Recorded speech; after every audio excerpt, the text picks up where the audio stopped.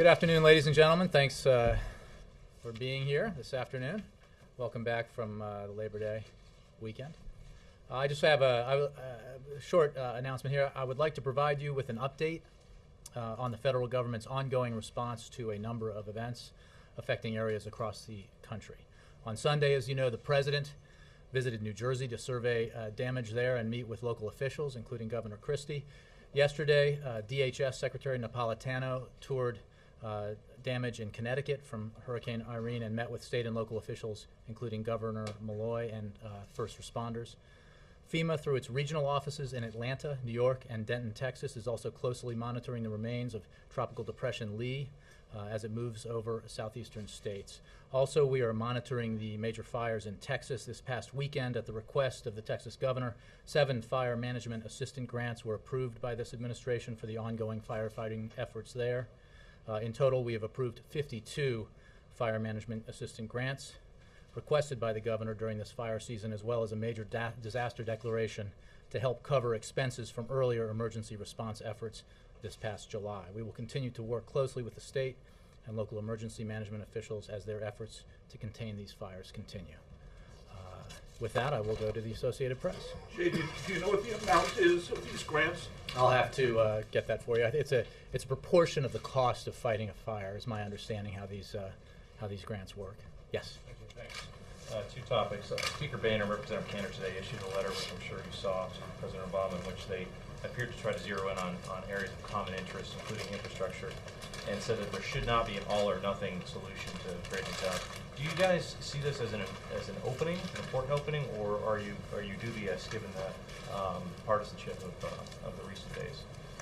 Well, Ben, we've said now for quite some time that we hope and expect that members of Congress, rank and file and leader, will come back from their recess newly focused on the need to address the economy, to take measures that we can take together in a bipartisan way to grow the economy and create jobs. And we welcome signs that level of interest in bipartisan cooperation has increased.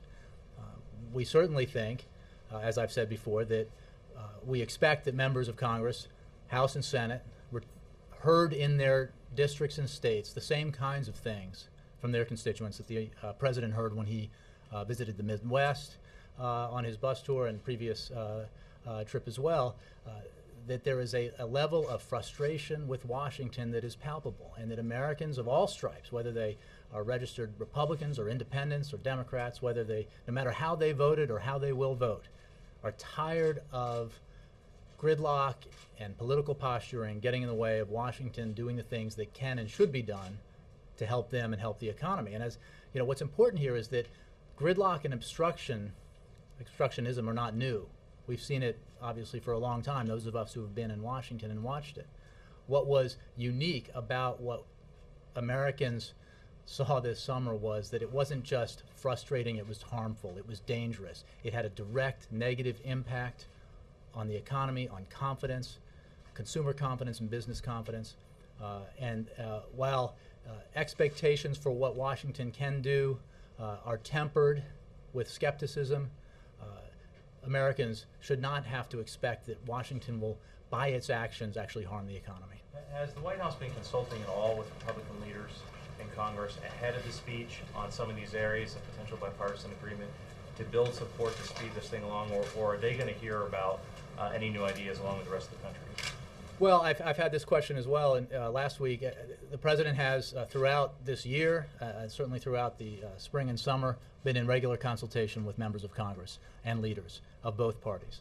Consultations and preparations for his jobs and growth package were wide-ranging, both inside and outside the administration.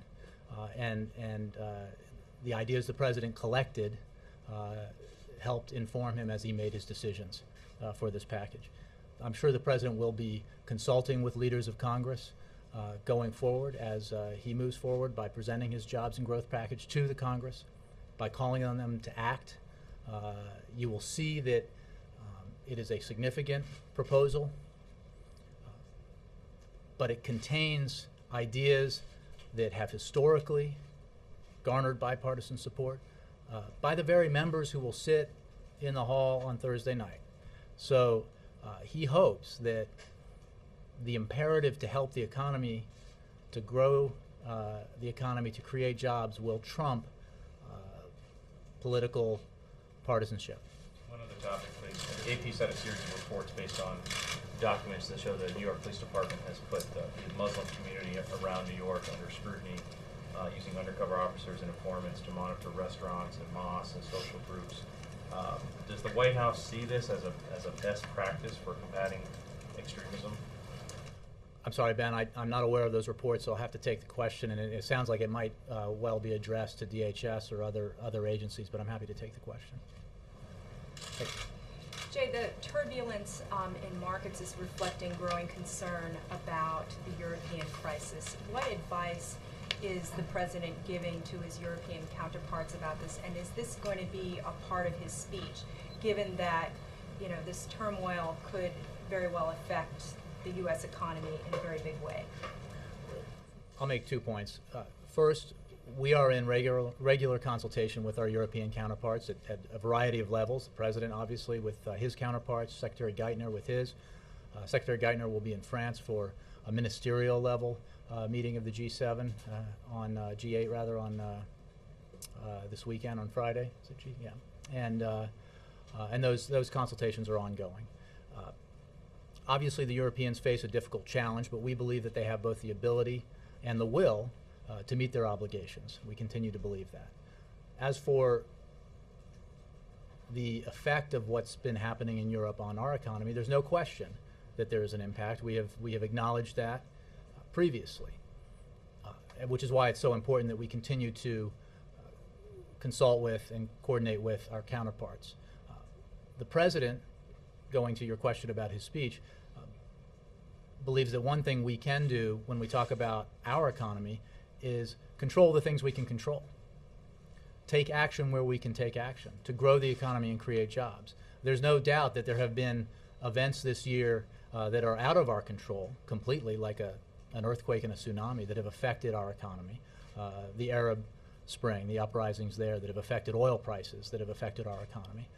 And the situation in Europe, which we have some role with our European counterparts in, but obviously it's not completely within our control.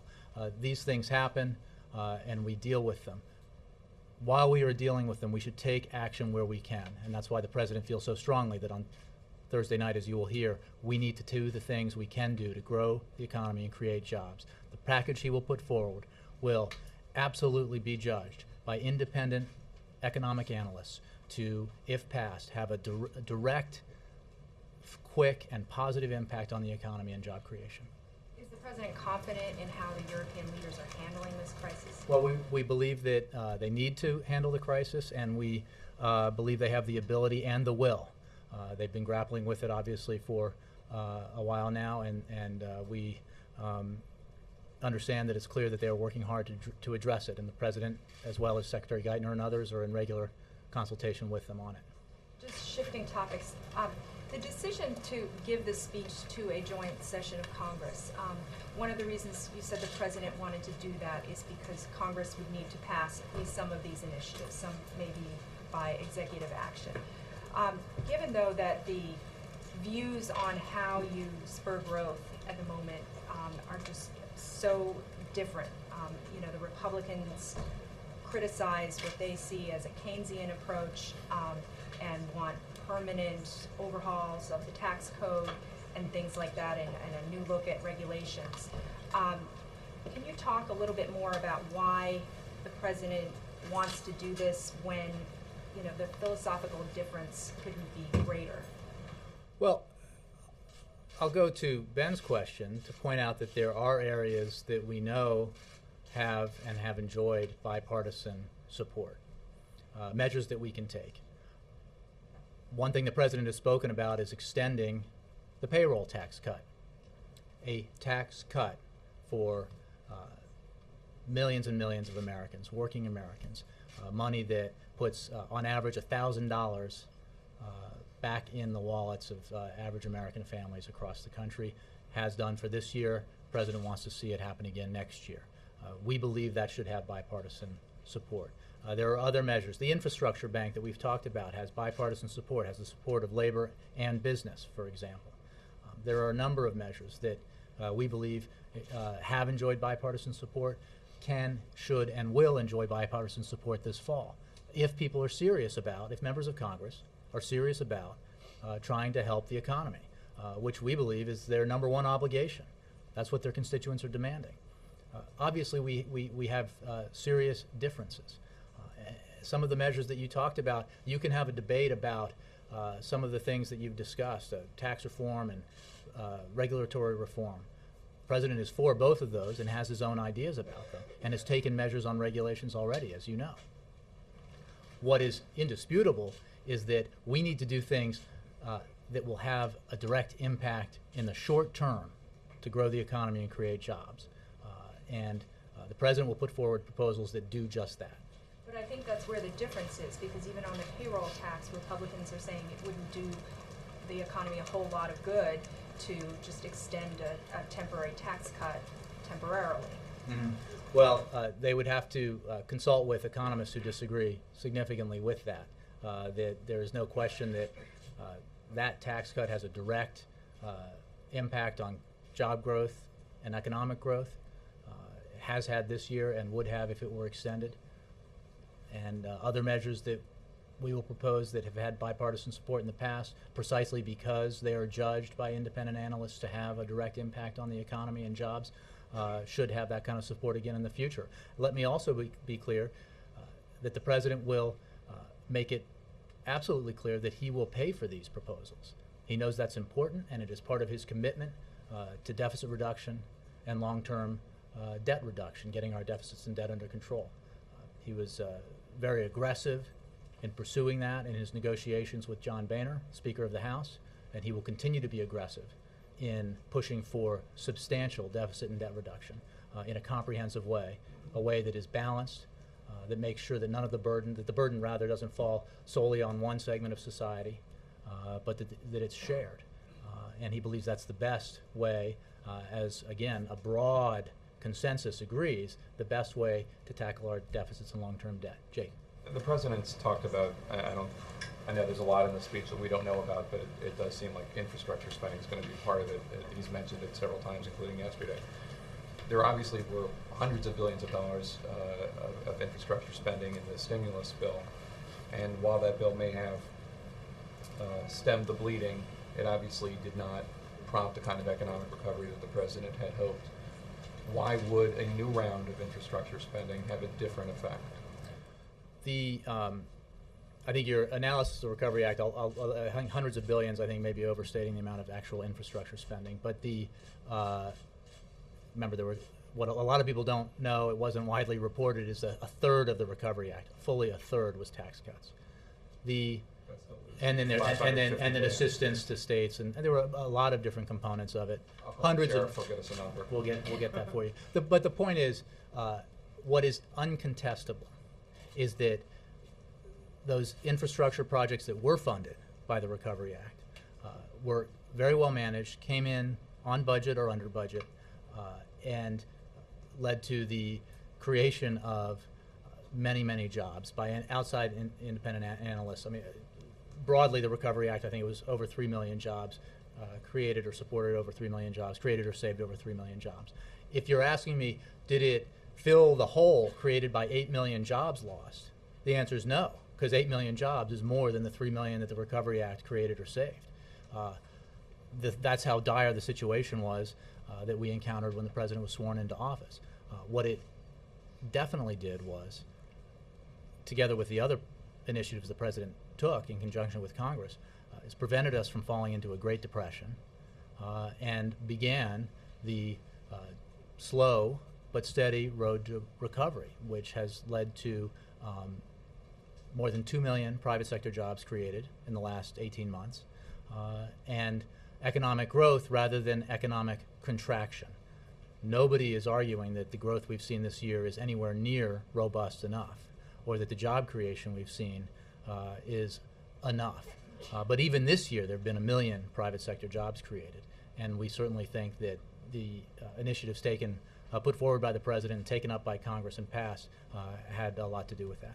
There's a new ABC News poll, Washington Post poll out today that shows a record high of the American people disapproving of the president's handling of the economy, of the deficit, of job creation. 1 in 3 Americans say they're worse off now than before President Obama took office.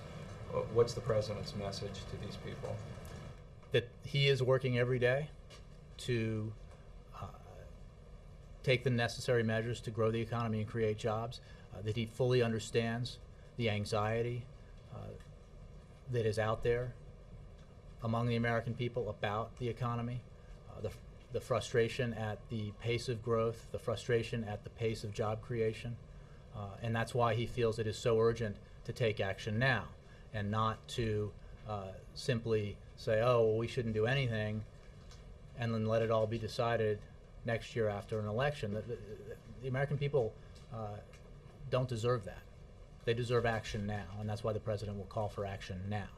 And lastly, Jay, in January, President Obama said, after the shooting of Gabrielle Giffords, at a time when our discourse has become so sharply polarized, at a time when we are far too eager to lay the blame for all the ails of the world at the feet of those who think differently than we do, it's important for us to pause for a moment, make sure that we are talking with each other in a way that heals, not a way that wounds. Did he mean that? Of course he did. How did the comments by the Teamsters president fit in with that? Well, first of all, those weren't comments by the president. Secondly, and as I think has been Comments reported by a union leader at an event that President Obama spoke at. I understand that there is a ritual in Washington that, you know, somebody says something and you link the associations, and then everybody who has an association with him or her somehow has to avow or disavow it. The president wasn't there. I mean, he wasn't on stage. He didn't speak for another 20 minutes. He didn't hear it. I really don't have any comment beyond that. Okay, well, Jake. some of us covered the campaign and recall a time when somebody made some harsh comments about then Senator Obama while during the introduction of a McCain rally, and the Obama campaign was offended and expected an apology, and Senator McCain came out and did so. Mr. Hoffa speaks for himself. He speaks for the labor movement, AFL-CIO.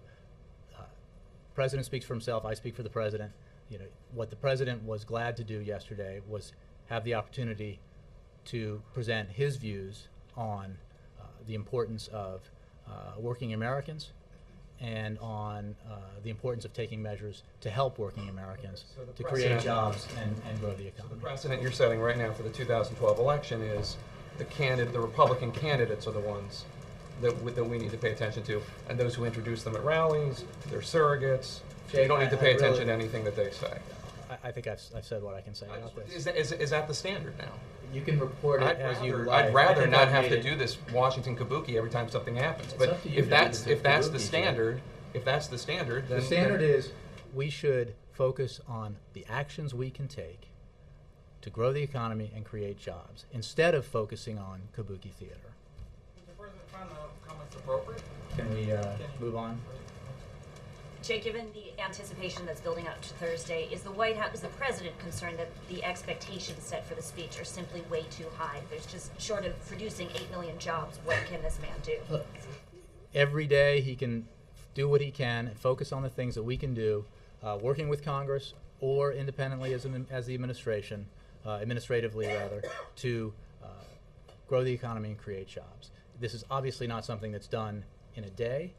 It's work that will continue beyond Thursday as we push for Congress to take action on this package, and it will be part of an overall effort, as I've mentioned,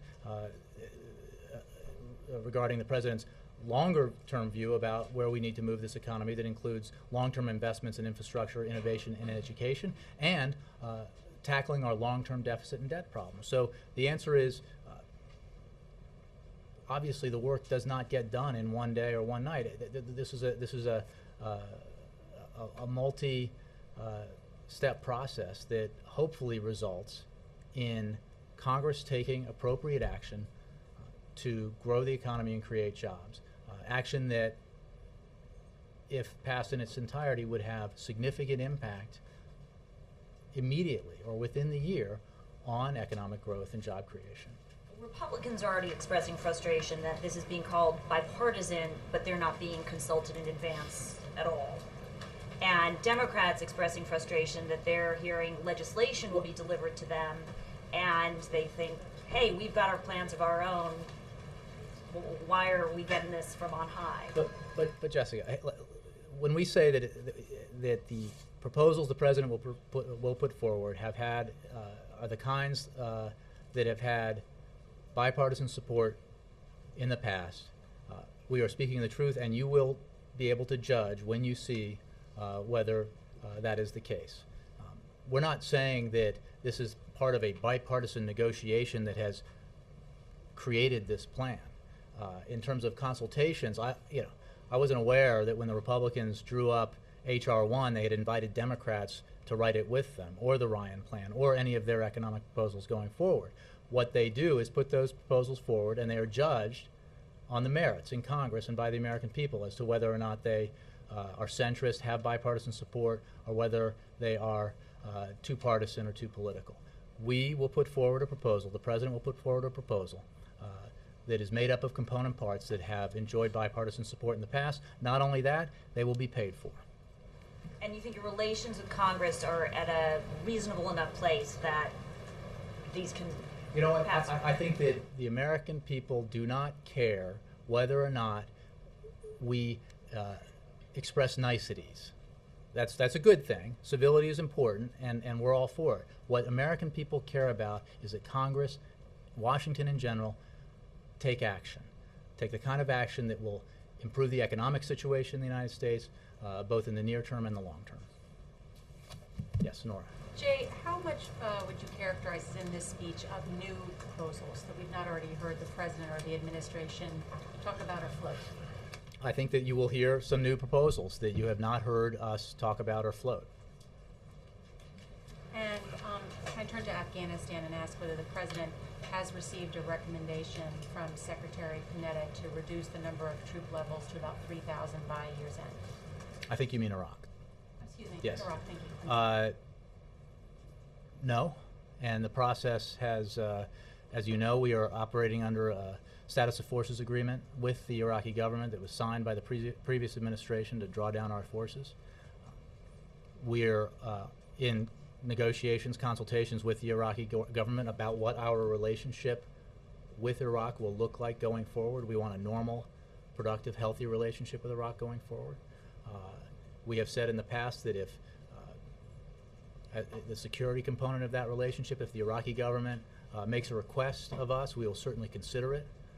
That request has not been made, no decisions have been made, and so we are operating as of now under the existing agreements. I understand those negotiations are underway. The question specifically, though, is has Secretary Panetta delivered a recommendation to the president? No, I think that this is contingent upon what our relationship looks like with Iraq. On that component of it depends on our negotiations with the Iraqi government. Will budgetary concerns be a part of the president's decision on how many troops to leave in Iraq? The president has, I think, made abundantly clear for a long time now that he will end and has ended our efforts in Iraq, our combat efforts, responsibly.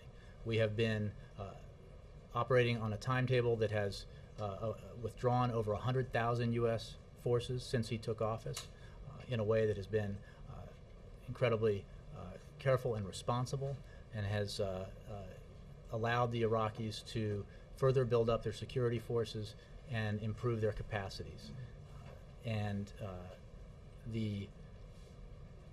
What our relationship looks like going forward with Iraq will depend upon our negotiations with the Iraqi government. And not concerns about how much it costs? I think we live in a world of where resources aren't infinite, and that's the case with every consideration we make. But the answer is we will make decisions based on what is the best for the United States, best for our national security interests, and best for having the most effective relationship with Iraq going forward. Yes. In addition to the poll that Jake cited, the recent NBC News Wall Street Journal poll also found that the president's approval rating is at an all-time low. How concerned is the president about these numbers?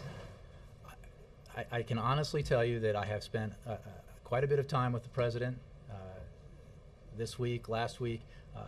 This does not get raised.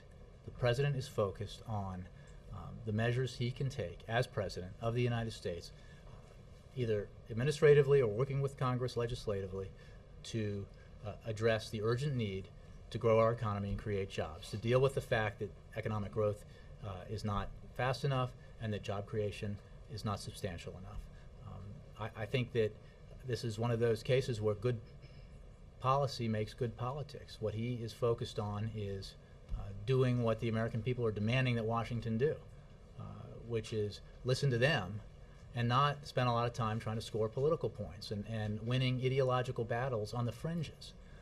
What Americans saw, to their horror, was that in the name of ideological purity, Washington almost brought the global economy to its knees this summer, for no other reason than to try to prove an ideological political point.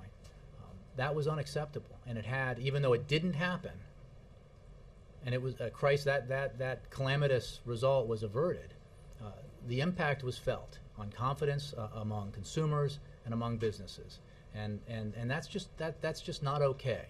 But shouldn't there be some concern given the fact that these numbers show that the majority of Americans have lost faith in the president and this government to actually fix this I think the economy? American people, if you look at your poll and other polls, make abundantly clear that they have a high reservoir of skepticism towards Washington in general.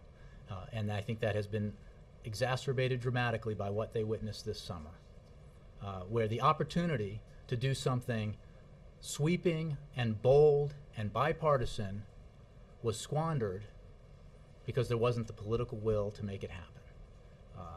And I think that is what you're seeing registered in your polls, where I think everyone associated with Washington is being viewed quite dimly right now.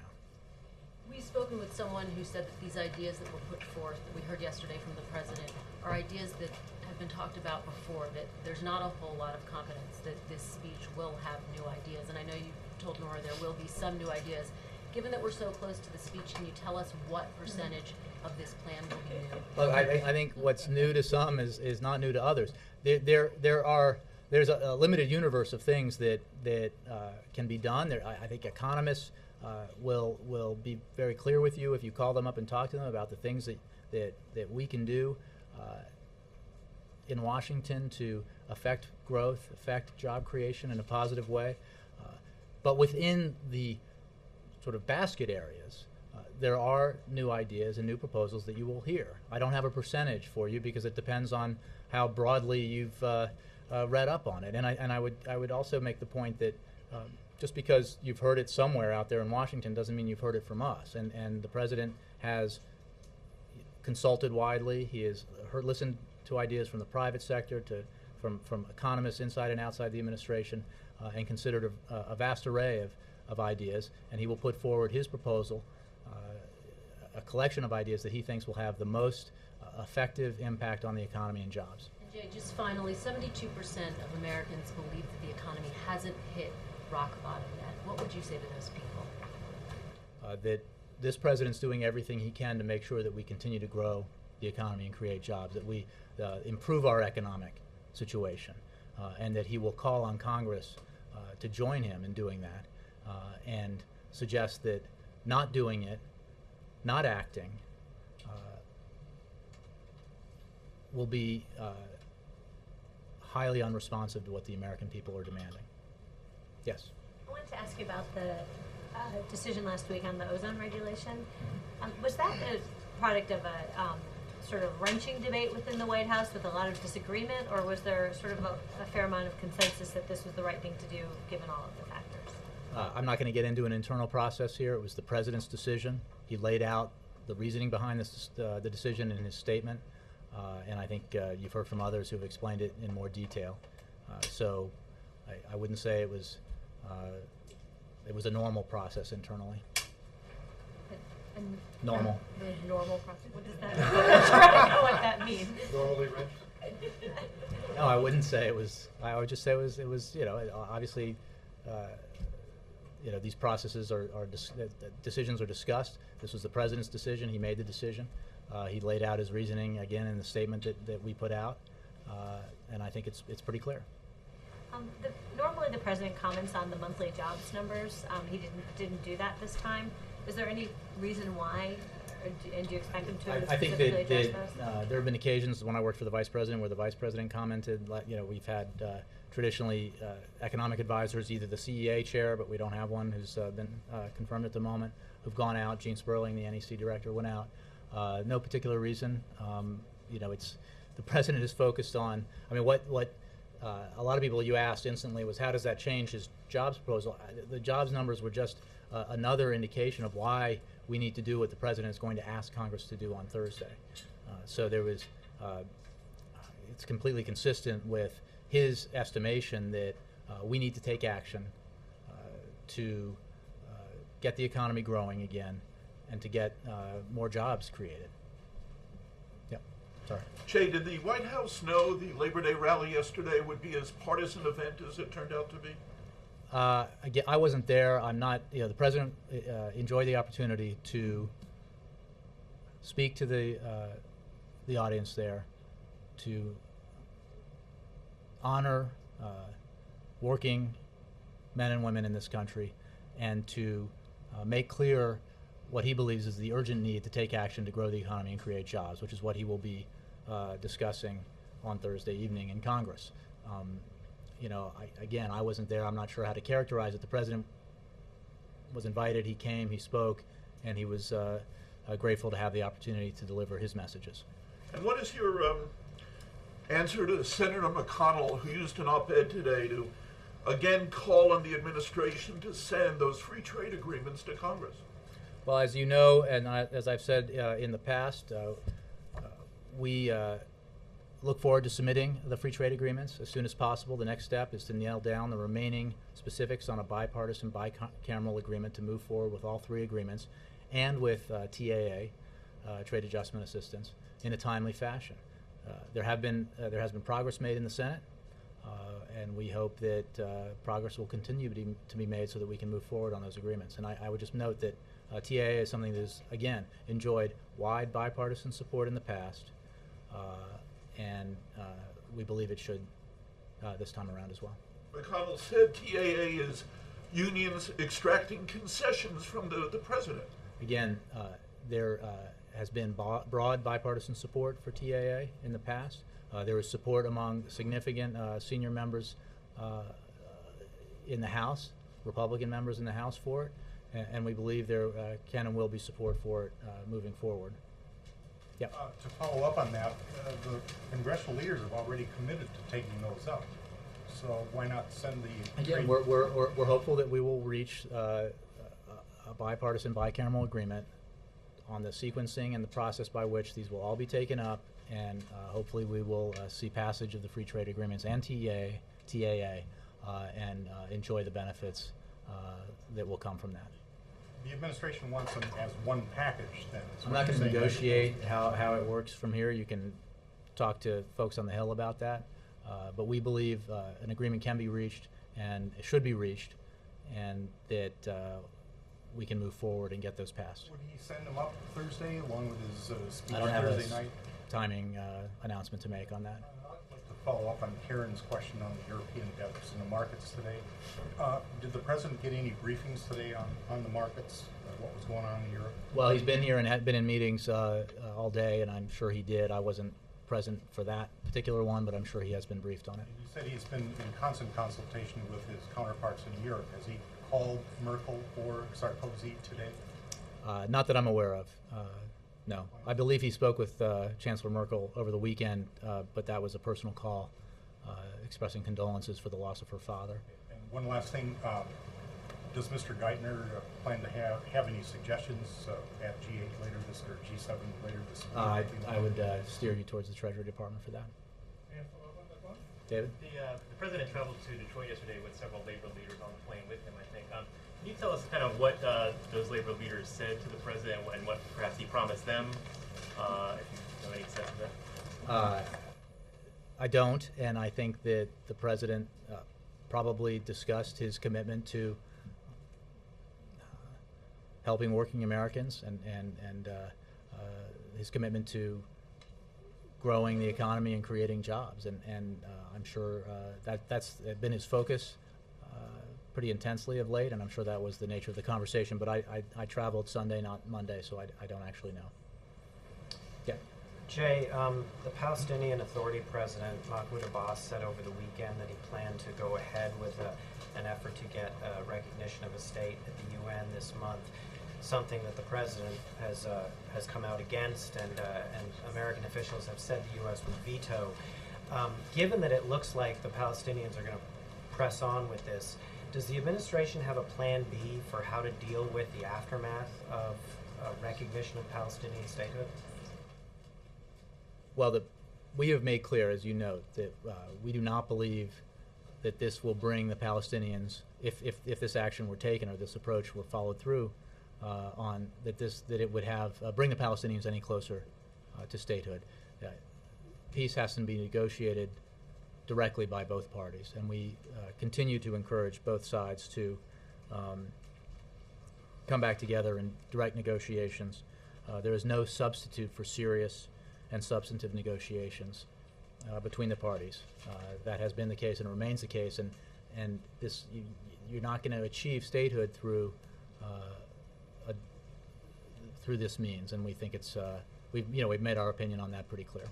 Does the president worry, given all the work he's put into responding to the Arab Spring, that having an American veto of an Arab people seeking statehood, seeking recognition, sends a bad signal to other Arabs who also aspire for freedoms and recognition? Well, there's some speculation about actions we'll take embedded in that, and I will simply say that we continue to believe that this is not the right course of action, that it's not productive or helpful, and it will not bring the Palestinians any closer to statehood. Yeah. Jay, the speech the president's giving is going to be a job speech, not a deficit debt speech, correct? That is correct, but I will make it clear that he will make clear in his speech that the package of proposals he will put forward will be paid for, that he will pay for them within the package, and he will also put it within the context of his broader vision for economic growth and making America competitive in the 21st century. And part of that will be the need to aggressively deal with our deficits and long-term debt. When other folks were talking about scaling back, the president very clearly pushed hard for a substantial deficit and debt reduction package with the Speaker of the House this summer. He continues to believe that we need to take on those issues, do it in a balanced way, do it in a way that will set us on a path for long-term deficit reduction, long-term stability in the relationship between our debt and GDP, and that will have long-term positive effects on our economy. But to go back to your question, yes, this will be primarily focused on the short-term need to take measures to grow the economy and create jobs, which is what the current economic situation calls for. It is certainly what the American people want to see happen, and the president believes that the initiatives he'll put forward should have bipartisan support. Does he still intend to come forward with a specific plan to submit to the super committee, and if so, any idea? As how promised, soon the president will provide the super committee, Congress in general, with his very specific ideas for the actions that they should take to achieve significant deficit reduction, significant long-term debt control, and that commitment still stands, and it will, come in relatively short order. Ann? Thank you, Jay. The Speaker wrote to the President today saying it would be appropriate for the President to brief the senior leadership in advance of the speech. And Senator DeMint on the Senate side says that he's not sure he's actually going to come to this. He thought if the president would give Congress a package and then take the speech to explain it, that it would be worth their time to come. Does the president intend to share some of this information with Congress before he delivers this? I don't have any announcements on specific phone calls or consultations he'll have prior to the speech. As I think I noted early on in response to a related question, the president has clearly spent a great deal of time consulting with and discussing economic ideas with the Republican leadership and the Democratic leadership this year. He'll continue to do that, I'm sure, going forward, both on jobs and growth as well as on deficit reduction. In terms of your question, I think it was a question about those who might not attend the speech. We think that's regrettable. The president is addressing Congress precisely because he believes it is urgent for this administration and Congress to act together to do what the American people are demanding Washington do, which is take action on the economy. You consider it a snub. Well, I didn't say that. I think it's just somebody asked me the other day when a House member said that he wasn't going to attend because it's political. What's political is the decision not to attend. The president's addressing the joint session of Congress to talk about the economy, the American economy, the need to grow the economy and create jobs. I think that's a goal shared by Republicans of all political persuasions. Yeah. Thanks, Jay. The White House has talked about how the president will be putting forward a jobs package that should enjoy some level of bipartisan support, ideas that Republicans have supported in the past. Mm-hmm. At this stage in his presidency, is the president willing to put forward a package that reflects what he thinks is best for the country and what Democrats feel might be best for the country? Or is he not at that place? Does he only want to, at this point, put forward ideas that Republicans might conceivably sign on to? The president will put forward a package of ideas that, judged by outside analysts, would have a direct and immediate impact on the economy, positive, growth and job creation. It will be an array of ideas. It will contain an array of ideas that address certain areas of the economy and that will have, again, a positive impact. The fact that these ideas should have, because they have had, bipartisan support does not take away from the fact that these are his ideas and his proposals. He thinks they're the best ideas and the best proposals. He wants them to get done. And he will call on Congress to act and act now, act right away, to get them done. And I think that he's calling on Congress to put country before party, country before politics. And that within it contains the obvious point that the proposals he puts forward are just that. They are measures that should have bipartisan support, have had bipartisan support, and represent very much that idea that you need to put country before party. But he's not trimming his proposals given the political realities in Congress. His proposals represent a package of ideas that he believes is the best possible package for the task at hand, which is to grow the economy and create jobs. Carrie. Just to be clear on the response to Ann's question about the meeting that the Speaker and Majority Leader requested, is that something that the President is entertaining or would do in terms of consulting with them beforehand? I don't have an announcement on a meeting or other forms of consultation. I think if that is something I have to announce for you tomorrow or at another time, I will. I think the broader point I was making is that there has been no shortage of consultations and meetings between this president and leaders in Congress, both parties. And my guess is there will be meetings in the future on these very urgent matters of economic growth, job creation, deficit and debt reduction. My other point was that in crafting a proposal,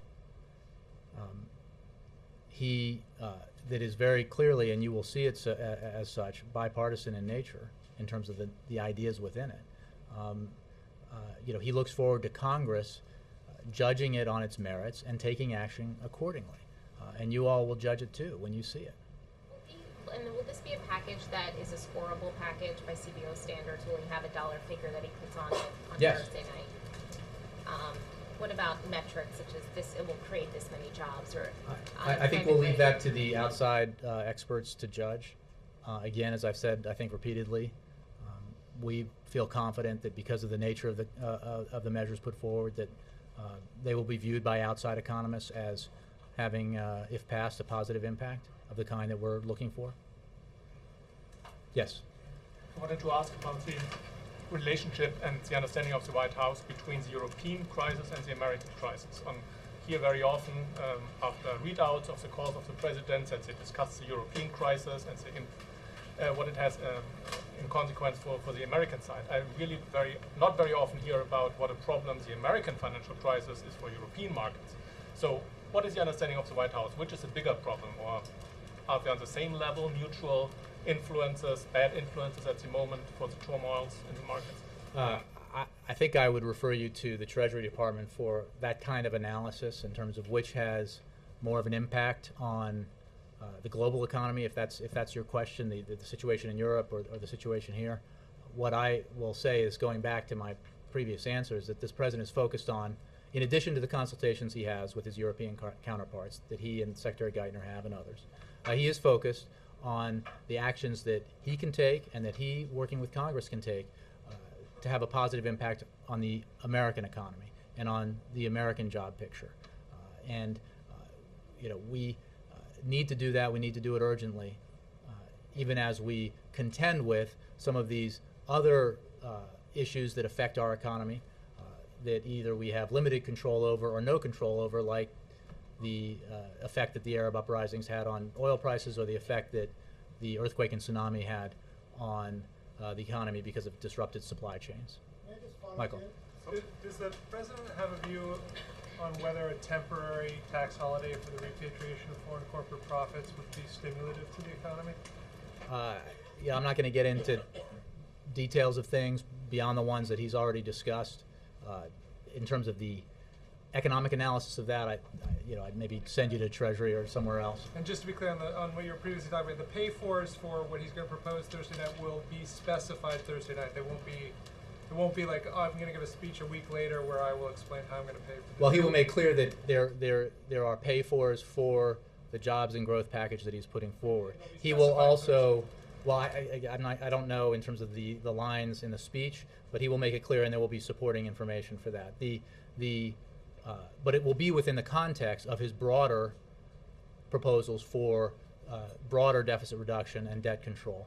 And as I think I mentioned earlier, it's precisely because he has had a vision for a long time now of significant sweeping deficit and debt reduction, and because of the need to pay for the measures we need to take now to grow the economy and create jobs, he will call on the super committee to overshoot its target, to go beyond the $1.5 trillion called for by the legislation that created the committee, and do more deficit reduction, more debt control. Sam. Thanks, Jay. Yesterday the president said that if Congress won't act, he won't wait for them. What did he mean by that? He will make the case that to the American people and to Congress that we need to act now. He believes Congress can and will act, that there are measures that the measures he will put forward on Thursday should have and hopefully will have bipartisan support because of the urgency that members of Congress will feel returning from their recesses, having heard from their constituents about the need to create jobs and grow the economy. If action isn't taken, he will continue to make that case because he hopes that eventually members of Congress, if that happens, he will hope that eventually members of Congress will begin to feel the pressure for their constituents to set aside political posturing, set aside the ideological battles, and focus on the things we can and should do to address the immediate need to grow the economy and create jobs. Let me go all the way back. Yes. Is the president concerned about reports that the Chinese may have violated international sanctions by dealing with arms sales to the Gaddafi regime when he was in power in Libya? I think you're referring to reports about intelligence material that was gathered in Tripoli. I saw those reports. I don't have a response to them. I can take your question if you want to address it to the office later. Go ahead. Thank you. Two questions. One, U.S. India, when President was in Mumbai and spoke with the Prime Minister of India, Manmohan Singh, and also they came to an agreement that thousands of jobs will be created in the United States because of U.S.-India business relations when his President spoke to the U.S.-India Business Council. One, what happened to those jobs to be created here, because that's supposed to help the U.S. economy? I'm not sure I follow the question entirely, but I think that the importance of our bilateral relations with India, our economic cooperations with India, cannot be overstated, and for the sake of our economy and for India's economy. And I think that continues to be the case, and that a healthy bilateral relationship will mean more jobs here and more jobs there. And I think that remains the case as much today as it was when the President visited. And second, as far as corruption is concerned around the globe, now U.S. has been asking Swiss banks and Swiss government to open more accountability as far as who is holding how much money in their accounts, in secret accounts. Now, I hope the President was following as far as demonstrations going on in India for the last whole month against corruption and against Indian corrupt politicians who are holding billions of dollars in Swiss banks and around the globe. You think President is worried and he should be concerned about that maybe even the terrorists are holding in secret accounts in Swiss banks, including, as I said, Indian corrupt politicians? Well, you've asked a number of questions there. I think we were all aware of the protests that you referred to. On the matter of money in bank accounts abroad, I would refer you to the Treasury Department. And thanks all. Is Appreciate it. President going to announce tomorrow talking about immigration on Thursday? No more details. Sorry. Thank you, sir.